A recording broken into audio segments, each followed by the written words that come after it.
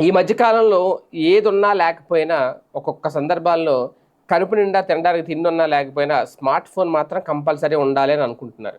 తెగ కొనిపారేస్తున్నారు స్మార్ట్ ఫోన్ని. ఇది నేను చెప్తున్న లెక్క కాదు. తాజాగా స్మార్ట్ ఫోన్ ఎగుమతులు ఏ రకంగా ఉన్నాయో అనేది కేంద్ర ప్రభుత్వం ఒక లెక్క అయితే చెబుతోంది.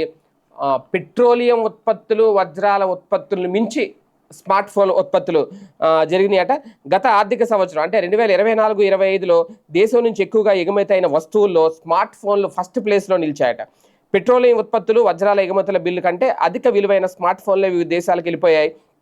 గత 3 ఏళ్ల వ్యవధిలో అమెరికాకు స్మార్ట్ ఫోన్ ఎగుమతులు 5 రెట్లు అధికం కాగా జపాన్కు దాదాపు 4 రెట్లు పెరిగాయట. 2024-25లో భారత స్మార్ట్ ఫోన్ ఎగుమతులు 55% వృద్ధితో $24.14 బిలియన్ అంటే దాదాపుగా మన కరెన్సీ ప్రకారం 2 లక్షల కోట్ల రూపాయలకి చేరాయట. దాదాపుగా 2023-22-23లో ఇవి $10.96 బిలియన్ ఉన్నాయి.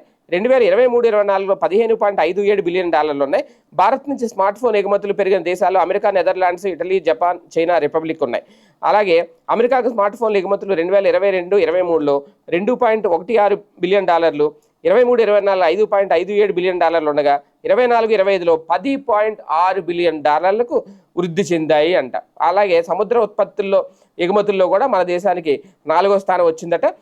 మొత్తానికి అంటే మొబైల్ ఫోన్ అనేది కీలకంగా మారిన నేపథ్యంలో అలాగే ఈ మధ్యకాలంలో కంపెనీలు కూడా పెరిగినాయి, మేకింగ్ యూనిట్స్ కూడా పెరిగినాయి, ఇండియా నుంచి కూడా తయారీ పెరిగింది.